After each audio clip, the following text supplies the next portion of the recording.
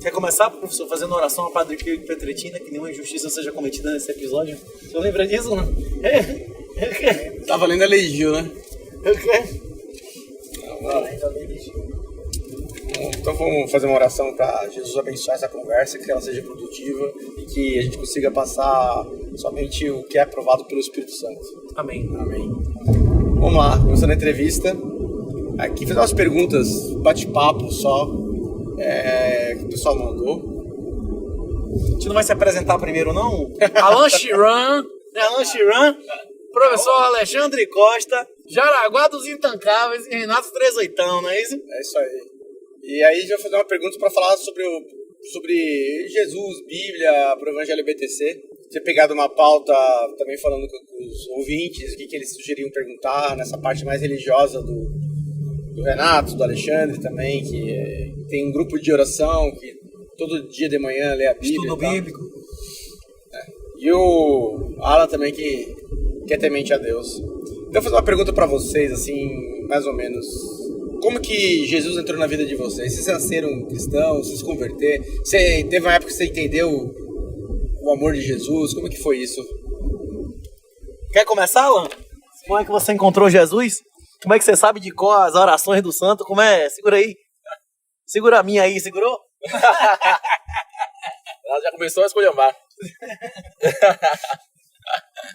Acho que, na verdade, ele teve sempre comigo, né? Porque, na verdade, era pra ter dado tudo errado. Lá com a questão da minha mãe, que foi presa várias vezes. Parei em várias instituições e, por graça e honra do Senhor, fui parar na mão da irmã dele, lá na instituição onde eu morei, que fiquei até os 18 anos. Acho que foi ali que, de fato, eu consegui construir uma personalidade e não ter dado errado na vida. Acho que foi a partir daí que eu, de fato, eu acreditei verdadeiramente que ele existe, né? E pessoas ali que cuidaram bem de mim. E era para ter dado muito errado. Não dá nem para descrever essa situação, porque é bem chocante, porque você vê um monte de jovens que passam pela mesma situação que eu e não é bem assim. A taxa de sucesso ela é muito baixa. E eu vejo isso na face da irmã. Quando eu estive novamente em Salvador, ela toda vez chora, falando os meninos que deram errado. E o consolo dela, justamente desde quando ela estava aqui no Brasil, desde 97, é que eu e pouquíssimas pessoas que passaram por ela deram certo. Acho que é o consolo dela. Lá dentro da instituição tinha oração na hora da refeição? Tinha sim. Porra toda, como ao acordar, ao meio-dia e ao dormir. E tinha evangelização? Tinha sim. Tinha missa no fim de Tinha semana, tudo. Tinha tudo. Todas as orações completas. E o senhor, professor? Bom, eu já nasci numa família católica, mas com a adolescência, assim, eu nunca deixei de ser cristão, nunca deixei de ser católico, eu nunca deixei de rezar, mas eu me afastei um pouco, eu não dava tanta importância, assim, né? Mas continuava agora lendo a Bíblia, mas me afastei, não era mais tão presente na minha vida essa aproximação, vamos chamar assim. E isso foi acontecer de novo, por incrível que pareça, quando eu conheci o Olavo de Carvalho. E fez eu me, de certa forma, voltar a estar mais próximo como eu era quando eu era criança, né? Eu fiz primeira comunhão e nessa fase da primeira comunhão eu estava muito próximo e durante uns 2 a 3 anos eu cheguei a acreditar que eu ia ser padre. Quando eu tinha 12 anos, assim, eu fui num convento em Pirapora, convento não, né? Era seminário, E estava aberto para visitação e eu vi uma biblioteca, um silêncio maravilhoso e saí de lá aquele dia falando, não, eu vou ser padre. Isso durou pouco tempo, mas nesse período eu estava muito próximo, assim, muito próximo. Mas com o tempo, a adolescência, me afastei, juventude, só vida torta, pensando bobagem.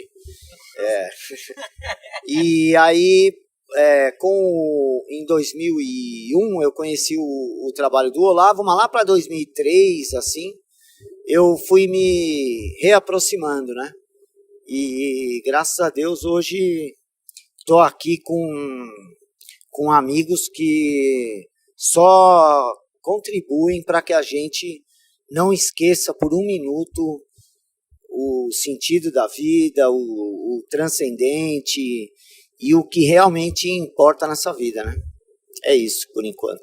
E você, nosso host, quer contar a sua experiência? Então, eu cresci numa família católica não praticante, né? Que na verdade era quase ateia, né?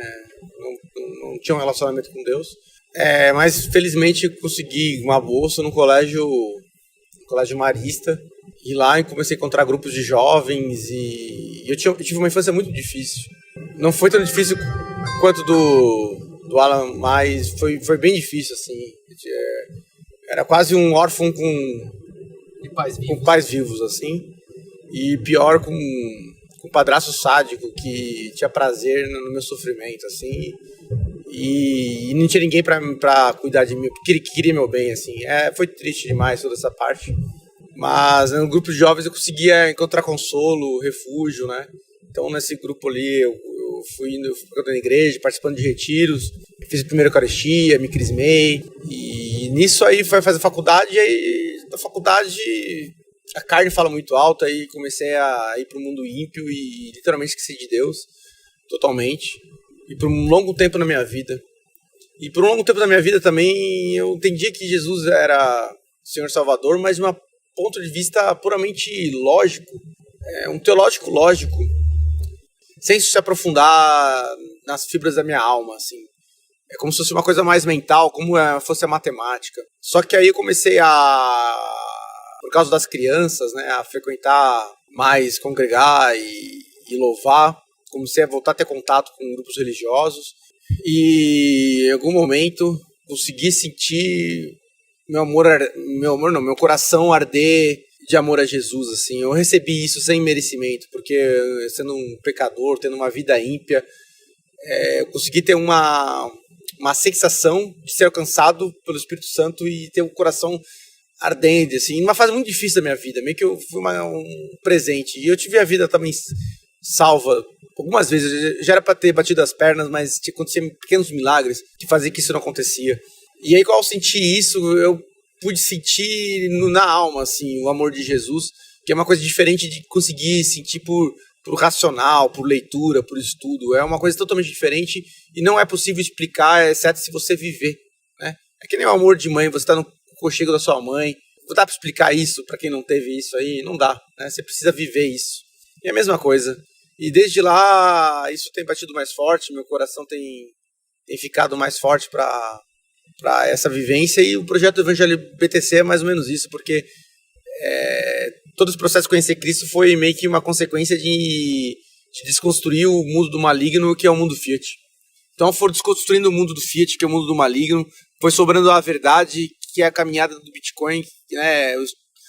E aí no final ela converge com o Evangelho, e isso é mind-blowing, assim. Nossa, cara, porque o Bitcoin é uma máquina de rejeitar mentira, né? Então, não que Bitcoin, ali está a verdade. Não, a verdade é muito mais, a verdade é Cristo, mas ali você tem uma amostra. E aí, por essa amostra, eu consegui identificar o Criador e assim foi indo. E você, Renato? Como foi isso na sua vida? Rapaz, a Bahia é satânica, né? Quem já esteve na Bahia sabe o que é, né? Nossa infância ali, Alan. Quem não comeu o caruru dos 7 meninos de mão, não é não? Quem não ficava direto ali no acarajé pra pegar os acarajé de 7 meninos? E a cor da roupa de grande parte das pessoas é satânico, né? Os caras servem a entidades, né? E a gente acaba comendo, inclusive, comida dedicada a entidades até sem perceber, né? Na Bahia é um negócio realmente, os cultos, a idolatria, né? Ela é poderosíssima. Eu fui criado numa escola católica, mas uma escola católica do catolicismo de mentira, de teologia da libertação. Eu fiz primeira comunhão, escola dominical, tudo, mas era de mentira, né? Eles não estavam falando a real ali. O que eles ensinavam ali era mentira. Eu fui enganado, eu falo isso constantemente. Eu fui enganado em relação ao meu papel como pai, como marido, como filho, como a porra toda. Eles ensinam que ser um bom cristão é ser um comunista, que na verdade é servir a Satanás. O comunismo, como dizia Fernando Pessoa, mais de 100 anos atrás, é a pilha de todo o lixo moral e mental da humanidade, né? Se ele fosse Se você conseguisse colocar ele todo em apenas um ponto, esse ponto seria chamado comunismo, não é isso que dizia o Fernando Pessoa? E eu, como a maioria dos outros que falaram aqui, quando tava tudo beleza, quando tava tudo feliz pra caralho, seguia a ideologia dos meus pais positivistas. Meus pais acreditavam em gnose, né? Na heresia de que você vai ser uma pessoa melhor se você estudar mais, que através do conhecimento você se melhora moral, intelectualmente, e isso não é verdade. Pessoas humilíssimas, super humildes, pessoas que não compreendem mesmo, analfabetas podem ter sido salvas. Quem salva não é a gente, nós não temos a salvação, ela é graça merecida. A salvação ela não vem da gente, ela vem do Espírito Santo, não é isso? Se você achar que você vai estudar, que você vai ser o pica das galáxias, isso é por orgulho, porra. Que inclusive é bem explicado na obra do professor Olavo nas camadas da personalidade, a teoria das 12 camadas, né? E isso é uma das camadas, né? Inclusive tem isso amplamente registrado na doutrina de vários doutores da igreja, né? São Tomás de Aquino e tal. Tem vários caras que contam como é que os caras obtiveram a salvação. Eu, como a maioria das pessoas, aprendi pela dor. Pela dor física, pela dor psicológica, não é isso de querer me matar a porra toda, achar que não tinha sentido, que você não tinha chance nenhuma. Na hora que eu percebi o que era juro negativo, eu pensei em me matar diversas vezes, né? Inclusive tem um vídeo meu do Truth Speak ligando pro professor Olavo e dizer, professor Olavo, que merda que você tá fazendo aí, rapaz? Cada pessoa dessa que você abre os olhos da pessoa, você tá destruindo a vida dela, ela nunca mais vai passar em um concurso, vai ser um marginalizado. Se ele disser a verdade, é difícil que esse cara consiga um casamento. Cada professor, cada aluno que você forma, essas universidades degeneradas de Coelindo aí formam milhares, meu irmão. E o deles é que vai ser juiz, promotor, auditor fiscal, o seu vai ser um marginalizado, não é isso? Um marginal. Aí ele responde pra mim a questão do imperativo moral, que é uma das expressões mais antigas no Bitcoin, inclusive antes de eu chegar no Bitcoin 2015. Ele diz assim, rapaz, tô fazendo minha parte, velho. Se não fizer diferença nenhuma, o meu problema é com Deus, não é isso? Mas se mais pessoas fizerem o que eu tô fazendo, vai, não vai, e se Deus quiser, vai ter resultado. E o principal problema que ele identificou no seu principal livro, Jardim das Aflições, ele é amplamente resolvido, não totalmente, né, mas em grande parte, pelo Bitcoin. Eu descobri que existe uma ferramenta contra o crescimento exponencial do Estado.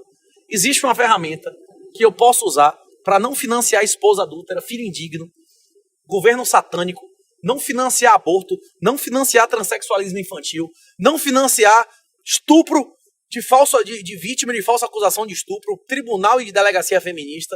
Me deu uma grande injeção de ânimo, velho. E ver que, rapaz, a providência, velho, a gente tem que viver um dia de cada vez, né? Aquela história dos lírios, do lírio do campo. Se Deus veste os lírios do campo dessa maneira, o quão mais ele não cuidaria de você, que é o filho querido dele, não é isso?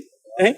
E uma coisa interessante, só para concluir aqui, então, uma pergunta, vamos para outra, é o fato de você reconhecer Jesus como Senhor e Salvador, automaticamente você está admitindo que você não consegue buscar a sua salvação. O Salvador não é você, é Jesus que te salva, né? Ele que te resgata, não é... Você por si só não tem capacidade nenhuma de se salvar. Mais uma pergunta aqui. Por que eu relacionar as escrituras, a Bíblia, Jesus, todo o aspecto do entendimento do que é ser salvo por Jesus, com os aspectos cotidianos da vida, com analogias que você faz do que você percebe com algo que aconteceu na Bíblia, ou inclusive o Bitcoin e tudo que ele... Por que a gente correlaciona a Bíblia, Jesus, com todo esse aspecto teológico com o cotidiano, com o Bitcoin e demais coisas do cotidiano? Vamos lá, Renato. Tu quer manter a ordem não, porra? Pode ser, manter a ordem. A Bíblia, como sempre foi me ensinado, nos serve como uma bússola moral, né? Como um código de conduta, várias coisas que estão ali, eles já são atemporais. E que isso me ficou bastante comprovado nos estudos bíblicos que eu fazia lá na própria instituição. E quando às vezes nós bitcoiners, lá desde do livro que surgiu lá, o Obrigado Deus pelo Bitcoin, correlacionamos também o Bitcoin sobre a questão do Evangelho. Também isso prova que várias coisas que aconteceram na Bíblia, vários dos acontecimentos e vários dos últimos acontecimentos, como a internet e várias outras coisas, só se pôde ser concretizado justamente porque existe alguma coisa ali de transcendental, né? Não existe algumas coisas criadas do nada.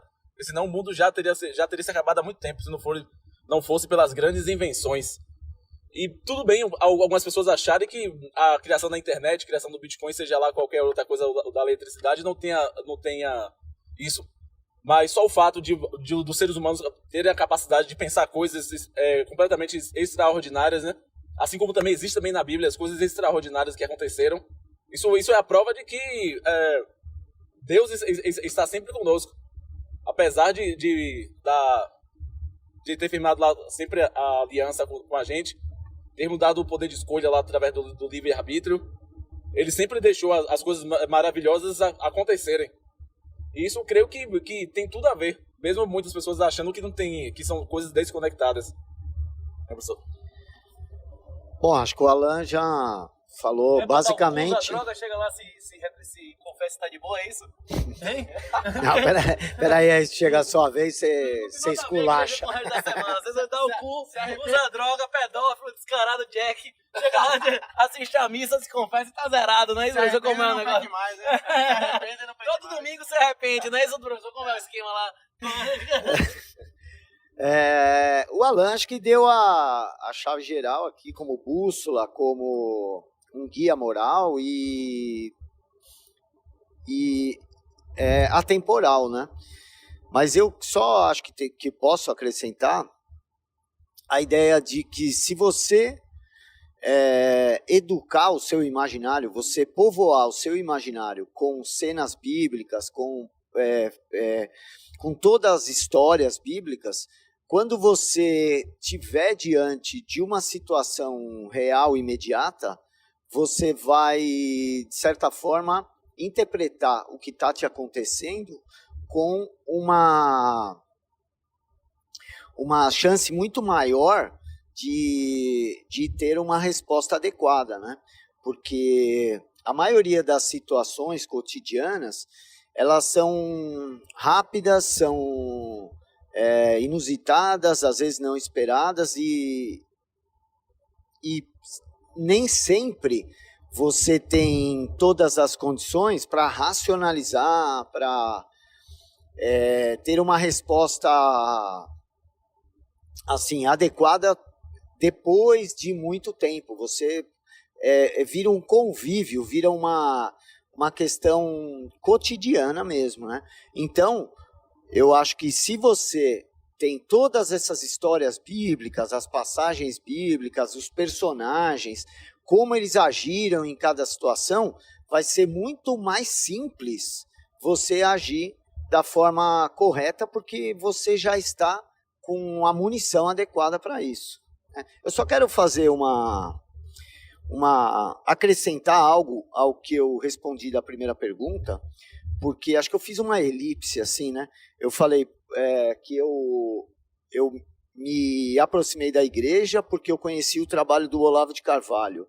Não foi devido a essa questão do conhecimento, simplesmente, né? Porque além das indicações, eu fui conhecer o Padre Paulo Ricardo, fui conhecer Chesterton, fui conhecer uma série de outras leituras, de outros autores, por conta das indicações dele, seja no True Outspeak, no curso, nos livros e tal, mas fundamentalmente eu acho que ele me deu algumas ferramentas de interpretação para eu perceber o mundo distorcido, a cultura degenerada que nós estamos vivendo, né? Então só esse parênteses, porque senão fica parecendo que eu simplesmente conheci o Olavo e foi só por isso, né? Então acho que ficou mais completo aqui. Vai, Renatão. Pois é, a maioria das pessoas não compreende isso, né? Que a importância do professor Olavo não é apenas o que ele disse, não é o que ele escreveu. Olavo foi o principal responsável pela divulgação de referências totalmente esquecidas. Eu nunca teria contato com a geologia, dos episódios da geologia do Cogos, se não fosse o Olavo. Eu não teria descoberto quem é o Frei, não é? Frei Tiago, se eu não conhecesse quem é o professor Alexandre Costa e quem é Cogos. E eu só descobri que existia Alexandre Costa e Cogos porque eu descobri quem era o professor Olavo. Até mesmo os grandes clássicos, aquele livro lá do Bertrand de Juvenel, que é o precursor da obra de Olavo. Você entender, por exemplo, quem estuda direito completamente baseado num cara chamado Hans Kelsen. Tem um aluno de Hans Kelsen que refutou ele. Quantas pessoas estudaram essa faculdade no Brasil? Zero, meu irmão. O professor Olavo tá uma bibliografia base, Eric Vogelin, Vogelin que chama em alemão, que tá lá na bibliografia básica do Olavo. Mas respondendo a pergunta, a aliança do Antigo Testamento é a aliança do 10% do dízimo. A aliança do Novo Testamento, que está inclusive no Pai Nosso, seja feita a vossa vontade. Você renunciou à sua vontade completamente. A nossa aliança é a aliança de 100%. Você der 10% a Deus, você vai estar no inferno, velho. Você tem que renunciar à sua própria vontade. Está no Pai Nosso, na oração que Jesus nos ensinou, não é isso? Não tem esse negócio de você que se arrepende. Quem se arrepende não reincide. Não existe esse negócio de você roubar, de você matar, de você estuprar e todo domingo chegar lá e achar que você pagou o seu contrato se confessando e pagando financeiramente. Não é assim. Beleza? Nosso contrato com Deus é o contrato de 100%. Não existe um conjunto de coisas que você faça e você tem direito. Nossa relação com Deus, ela não é contratual. Como eu falei da vez anterior, a salvação, como a existência nesse planeta, é uma graça imerecida. Ela não vem de vós, ela vem do Espírito Santo, não é isso? Agora, você não tem como dar nada a ninguém que não esteja aberto a receber, não é isso? Se a pessoa quiser se afogar e você entrar na água, você vai morrer com ela. Não dá pérolas aos porcos, não é isso? Nós pregamos a qualquer um porque a gente não sabe quem são os remanescentes. Um exemplo foda do que o professor Alexandre diz aqui, que você lê a Bíblia que você sabe a resposta. Eu constantemente digo que eu acredito que pessoas podem ser salvas só sabendo a história do Natal, o Gênesis, a história da crucificação e só aquele trecho da Bíblia do Sermão da Montanha. Só isso aí, meu irmão. Eu sou o caminho, a verdade e a vida. Esse é o caminho para meu Pai. Essa é a minha origem, esse é o fim. Essa é a aliança do sangue de Jesus. Se o cara souber isso, na minha opinião, pode ser ignorância minha, o cara já pode ser salvo. Mas quanto mais você souber de todos aqueles livros que estão ali, você tem mais respostas. E um exemplo é as coisas que o pessoal fica me criticando, que eu digo que eu não daria R$1 pela vida de minha mãe nem de minha filha. Não daria R$10 ao vagabundo que sequestrasse e mutilasse minha família. Eu prefiro morrer do que financiar o cara que vai estuprar e mutilar minha família. Cara, vagabundo, ele ama mais o dinheiro do que a filha, do que a mulher, do que a mãe. Eu digo, bicho, vai lá em Davi. Quando sequestraram e pediram dinheiro a Davi, Davi deu o quê, o vagabundo que sequestrou as mulheres lá? A população também se revoltou contra Davi, né? Mas eles foram atrás e mataram de um por um, ainda roubaram os espojos, né? E triplicou o dinheiro, não é isso? Hein? Fizeram lá pior que Rossello, não é isso? Hein? Não. A resposta tá lá, meu irmão. Eu sou o caminho, a verdade e a vida. Ninguém vai ao Pai senão através de mim. Não há outro caminho. Não há o caminho da mentira. Qualquer outro caminho que o cara disser, não tem atalho, velho. É isso aí. Só que é 100% ou zero. Em cima do muro é do diabo. Não é 10%, não é 20%, não é 50%. A nossa aliança é de 100%. Não é isso o nosso rosto? É isso aí. Por quê? Sobre essa questão de correlacionar também, porque vou até responder alguma parte de uma música lá, que é buscai primeiro as coisas de Deus e a sua justiça, né? E tudo mais vos será acrescentado. Perceba que o Criador do céu e da terra, o Verbo, né, que se fez, o Criador de tudo, ele deixou um manual do jogo, que se chama Bíblia. Cara, você conseguir jogar o jogo da vida lendo o manual é como se fosse quase uma trapaça, cara. Você vai ter um guia seguro para você conseguir zerar essa missão, para você conseguir passar de fase, na fase espiritual, né? Porque se você ignorar isso, a chance de você cair em armadilhas da carne, que são as armadilhas do mundo, que pertence, que jaz no maligno, a consequência é um lago de fogo, cara, que é público, gratuito e de qualidade. Todo mundo que vive pela carne, sem exceção, tem como destino o lago de fogo eterno, ranger de dentes e dor. E as pessoas não sabem disso, que a necessidade de ser salvo. E só quem salva é Jesus. E como é que você consegue acessá-lo? Pô, vamos ver o que ele falou, vamos meditar na sua palavra, vamos meditar nos seus exemplos, vamos... Além de você estudar quem é Jesus e o que ele oferece a você, uma etapa fundamental é você admitir que você é um saco de bosta. Você é física e moralmente um saco de bosta. Você morre, você apodrece. Se você reconhecer que só existe um mundo físico imanente, você é carne que vai ficar podre, meu irmão. Mas além disso, você moralmente é uma carne que vai ficar podre. Nós não merecemos nada. Na hora que você achar que você merece, que você pode controlar a fecundidade, que você pode controlar a eugenia, a zorra toda, que você pode escolher quando vai morrer, se você não renunciar ao seu egoísmo, se você não renunciar à sua vontade de ser Deus, você nunca vai alcançar Jesus. Seja feita a vossa vontade. É para fazer a vontade dele e não a minha, não é isso? Exatamente. Basicamente é isso. É um bom guia. Então, para conseguir se livrar do Lago de Fogo, a gente tem que construir um relacionamento. E uma coisa que é muito, só para concluir, é que a leitura da Bíblia é uma palavra viva. Quando você lê a segunda, terceira vez, você vai lendo. Cada vez que você... eu sou meio que... Esse revivamento que teve em mim é meio mais recente, né? Mas o professor Alexandre, que há tempo na caminhada, ele já leu algumas vezes a Bíblia, ele até me confessou, né, Alexandre? Que cada vez que se lê, é como se falasse uma outra coisa de novo. E muitas vezes a gente também acha que, essa parte aqui eu não entendi bem.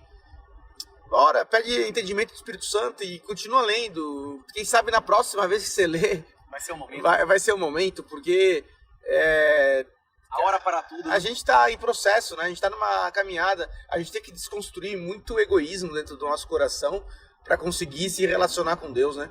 E é importante isso, porque Deus quer se relacionar com a gente. E a gente consegue entender como Ele pensa, como Ele fala, como Ele age, através da leitura diária da Bíblia.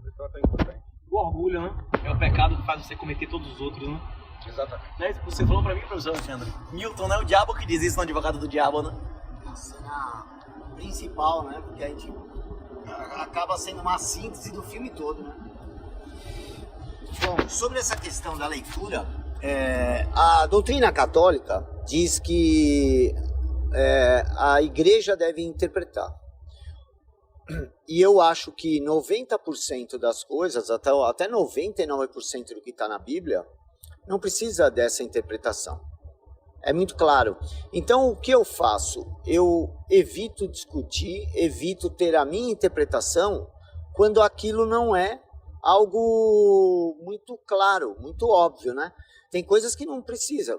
Não cobiçar a mulher do próximo. Você precisa interpretar isso? Não, né? Tá lá, ó, bem claro. Então, essas você segue direto. O resto, você tem a paciência. Não, e ainda tá mais que deu... expresso depois, né? Isso. Comer a mulher do próximo é a morte, a pena é a Isso. morte, né? Não tem nem conversa, nem isso não. Então é uma coisa... Nada, né? Isso não sobrar no enterro, vai despedaçar o corpo do cara, nem isso não. Então o que eu penso é não ter essa pretensão de querer, na primeira vez que você está lendo, na primeira vez que você está refletindo sobre aquilo, você interpretar. Deus vai te dar a solução daquela dúvida na hora que você estiver pronto para isso. Então, o que eu sempre recomendo, leia.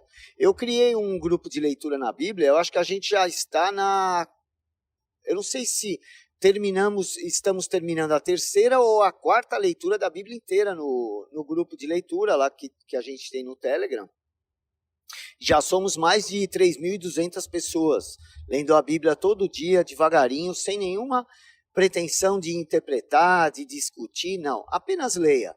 Povoe o seu imaginário. Inunde o seu imaginário com essas histórias, com a palavra de Deus. Eu tenho certeza que isso vai te enriquecer culturalmente, intelectualmente, socialmente, vai melhorar a tua relação com as outras pessoas, tua compreensão, tua paciência, tua tolerância com os outros, porque se você colocar isso acima de todos os seus desejos, de toda a sua vaidade, né? Porque a gente achar que entendeu todas as coisas é vaidade, né? Então, eu acho que é muito importante você ter esse contato, porque nós vivemos num mundo de cultura degenerada. Nós somos bombardeados por propaganda, filmes, conversas, músicas. Todo o nosso entorno hoje conspira contra o nosso destino, que é a razão para a qual nós somos criados. Então, o ideal é você tentar ocupar o seu imaginário com o que existe de mais importante, né? E fazendo um adendo, já que o professor Alexandre fez um adendo à resposta anterior, a primeira pergunta que eles perguntaram como é que eu descobri Jesus, esse ano eu vou fazer 18 anos recolhendo defunto. Eu nunca exerci nem por uma semana a cargo, era sempre meu trabalho, sempre foi no plantão. Rapaz, se você... Inclusive, eu trabalho na segunda região com um índice de homicídio mais alto do Brasil.